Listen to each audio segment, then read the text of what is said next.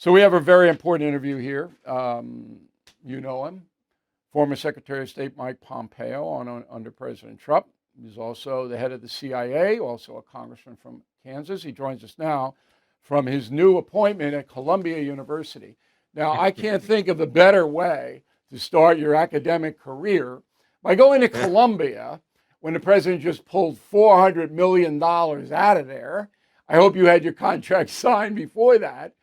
And they're deporting students, the Homeland Security. And there you are, you show up from Kansas, right in the middle of it. So can you straighten the place out or impeccable what? Impeccable timing as always, Bill. And first of all, it's great to be back with you. Thank you. Look, it's interesting. I'm actually happy that I have this opportunity to go to Columbia. It's a place that has had all kinds of challenges. We've all seen them. Violence, protests, anti-Semitism running rampant, a faculty that is left of center way too often. And I was invited there to come be a different voice and to share both my views as a political matter, but importantly, my observations as a practitioner who had to actually deliver security for the United States. And so it'll be fun. It's a very challenging time for the university, frankly, all of America's major universities. And I hope I can be a constructive part of getting them back to something that honors the traditions that these great places had. Now, no loony students have given you a hard time so far, right?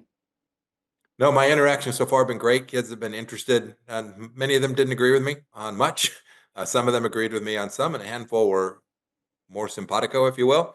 But nobody's giving me a hard time. All right, good. And let us know if that happens. Yeah. And I'll come out there. I was born in Columbia Presbyterian Hospital, so they have to let me on campus. All right, let's go to Ukraine. So my hypothesis, let me use that word, but it's not really a hypothesis because I know President Trump, as you know, pretty well, and I do talk to him.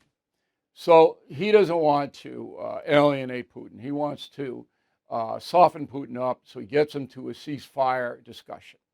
And that's why you're not seeing him call Putin names and do all that kind of stuff. He also wants to tamp down Zelensky's arrogance, which we saw. Is this the wrong strategy on Ukraine? Well, Bill, what you're describing there are the personal interactions, right? So that's a very personalized view of this.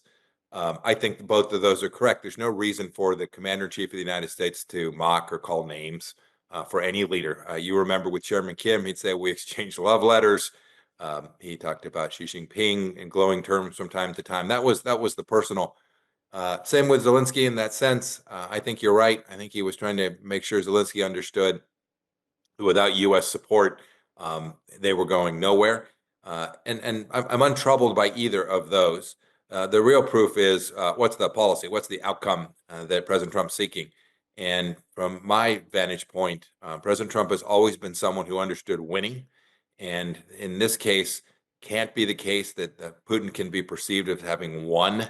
Whatever the outcome, whatever the geography, whatever the disposition in the end, we can't, that kind of aggression can't be rewarded because it'll get you more of it. And if there was one thing I'm proud of from our first 4 years, Bill, is we were pretty good at deterring the bad guys from doing exactly what they did to President Biden and invading Europe. We're pretty good at convincing folks like Hamas not to invade Israel on our watch. President Trump's pretty good at deterrence, and that's what he's going to try to get back. I'm counting on it. Okay, but you're going to have to let Putin save a little face. He's not going to surrender because he doesn't care about how many people are dead or anything like that. He just cares about himself. So you got to give him an exit ramp off. I think Putin wants the ramp, but you're dealing with an evil man here. He's just flat out evil. Do you believe that there will be a ceasefire? See, I said once Trump was elected, I think that ceasefire is going to happen. Do you believe it? Yeah, there'll be a ceasefire, but the interesting question is really the one that you pose, which is you have an evil dictator like Vladimir Putin who has to date evidenced nothing that suggests he's actually looking for that off ramp that you described. Maybe he is, but he's been pretty good at masking any willingness to concede a single thing. In the end, Bill, how I think this ends up, the call it face save and call it what you will. I think he wants to be back in the global world, his economy back connected to the global international Right. system. There's the solution, is that you find a mechanism by which to permit Russian activity back in the economic system. We rebuilt Japan, right? There's a long history. When these wars end, we allow these economies, the people of those countries, to engage in the world again. That's what I think Putin desperately needs for his own political stability back home. But also that's the ticket to give him something to say, look what I got us back. Yeah, but if you give him that ticket, you got to have European peacekeepers in there. So you've got to Right. give the Absolutely. Ukrainians some assurance. I mean, Trump was smart not to sign a document saying Putin breaks the ceasefire, the United States is going to go in with troops. You can't do that. But you can negotiate a deal where the UN or the EU would put, and you call them rebuilding, security to rebuild. And it'd be good if Putin kicked in a couple of billion too, which he'll make easily by, having the sanctions lifted on the oil stuff. So you know Putin pretty well. A lot of people just think that he is some kind of crazy guy. I don't see him that way. I just think he's flat out evil. Not crazy. And I've been criticized for saying he's actually pretty shrewd. And while he screwed this up, he thought he'd get to Kyiv. He thought he'd get victory on the ground. Terrible strategic mistake, no doubt about it. He's not crazy. He is evil, and the rationality flows from that. I don't think there's any doubt that his intentions were even greater than that. In my judgment, he wasn't fearing NATO was going to attack him. For goodness sakes, that's just nutty. He was trying to begin the revisit of something greater for Russia, Yeah, just and like he Georgia and exactly, Belarus. He was trying to duplicate that. that's it. And he Okay, didn't get it. This was a fail, and he now didn't he's got to get find it. a way So to now own it. you got to give him a push out, but you can't hammer him between the eyes like the idiot Democrats are trying to do. You say to them, well, if you do that, you'll never get a ceasefire, and they have no answer. Let's go to China. So China slapped tariffs on the USA Today. That situation seems to be deteriorating. Is it? I think it is. And I know some will want to blame President Trump for that. I think this is all Xi Jinping. This challenge that's being faced by the entire world. And by the way, it's connected to Russia. We shouldn't forget for a second that the primary consumer of Russian energy today is the Chinese Communist Party, getting discounted crude oil and gas out of Russia. China is a huge beneficiary of this war continuing in Ukraine, in Europe. But I think it's deteriorating because Xi Jinping now believes that he's got a place where he can actually exert influence and shape things in a way that his predecessors didn't believe. This is a rough translation from Mandarin, Bill. You'll have to forgive me, but the old motto was uh, hide your power and bide your time. And Xi Jinping's no longer hiding his power; he's showing it full force, and it's going to require a real American response. Well, when you say a response, everybody gets nervous. Is that going to be a military response? Can't do that, right? Well, Xi Jinping's going to. We're not going to attack China militarily, Right. but Xi Jinping is already running into ships in the South China Sea. He's Doing that for the circling. last 5 years, though. See, Right. as So long as he there. doesn't touch Taiwan, then That's right. the U.S. is going to allow some of that to happen. But I see it this way, and maybe I'm wrong. I think that China's economy is really wobbling, just like Russia's. But China is more intense, and she, like Putin, probably at this point in history, would want a better economic situation, and he would be willing to deal for that. Am I wrong? I think you're wrong. I think Xi Jinping has concluded that this is the moment. So you've heard some of our generals talk Right? about 2027, and I can't put a marker down as for time, but I think Xi is willing to sacrifice an awful lot of his economy to gain a global advantage, to get closer to the political hegemony that he seeks. It's going to be really hard. I agree. They've got huge long run demographic problems. Their real estate industry is way worse than anybody even knows, over levered.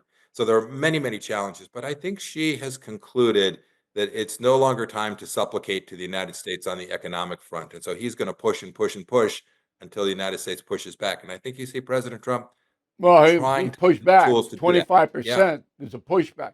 But if Yep. your opinion is correct, why didn't she move under Biden, who is extremely weak? Why did he live 4 years of Biden and he didn't really do anything that catastrophic? Yeah, I don't think, Bill, I don't think for a second he's going to invade Taiwan. I don't, the military invasion there, I think he believes is unnecessary. His view is he's going to get Taiwan through propaganda politics, same way he took Hong Kong, right? Force, choke them off, make their economy more difficult. And eventually the people will come to see you know, what's that? Why fight this? And so I think this is a longer march for him. And I think he made real progress on that in the Biden administration, in the Pacific Islands, in Africa. You saw what's gone on in Panama under President Biden, where the Chinese got a foothold on our doorstep. I think this is a determined strategic effort, not a Xi Okay. Jinping military takeover. He knows he can't actually win that. The United States would, in the end, crush him. Um, the press, the American press, portraying Donald Trump over the world as a villain. That hasn't stopped. And then they point to Trump denying Kyiv U.S. intel, and then Trump saying to NATO, we're not going to do any military exercises. Let's take them one by one. As you know better than anybody, the reportage on the intel is just flat out ridiculous because British intelligence gets everything we have and they just give it to Kyiv.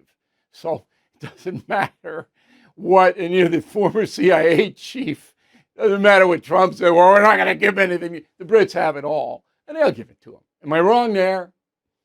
I think that reporting is highly hyped. I always joke, Bill, Okay. that if I watch the BBC, I wouldn't like America either. Right, right. So, but it's most people don't understand that.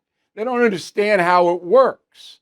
Okay, you do because you were in there, Yeah, and I was do in the because middle. I've been around for so long.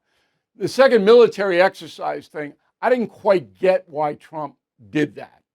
Do you know? No, I don't know.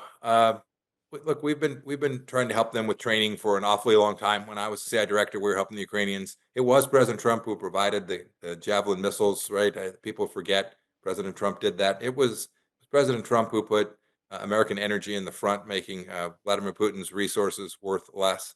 I don't know why he chose that particular It might tactic, have to but do with Putin and some phone calls. It it might. might. And by the way, I'm not privy to any of that. I Right, give I'm wide not latitude either, that he's trying to solve this. but that's the only thing I can think of. All right. Now, a lot of people, including myself, believed that you would have been an asset to this Trump administration, but you weren't invited. Do you know why? No, I don't know the particulars of why. But again, I give presidents lots of latitude to pick the team they want. He picked No, a I know nearly that, but you did a he good picked an job. entirely new team, Bill. I think that's what But he he wanted. even said you did a good job. He told me you did a good job. So I I was worked surprised. hard, that's for sure. Yeah, I mean, Yeah. I was surprised. A man of your experience, and you know all of these players. I would have put you as defense secretary. I don't think Hegseth is the guy. I would have put you there, but you must have thought about it a little bit, Mr. Secretary, because it is a natural fit. You succeeded with Trump the first time around. Did you guys have a falling out of some kind? Oh no. Look, I don't know why he chose the people he did. He went through a lot of folks, Bill. I'll leave to him the personnel choices. I had said before, if he asked me to go serve whatever role, whether it was in the Defense Department, wherever, I'd happily go serve. And he just made a different decision. I think he's going to ask you. I do. I think he's going to pull you back. Next time I see him, I'm going to get to the bottom of that because All that right. surprised me. Because you know You how, let me know, Bill. oh, of course, I'll let everybody know. The president is unpredictable. I think that's an accurate word, right? Yeah, that's fair. Yeah. He goes by his gut.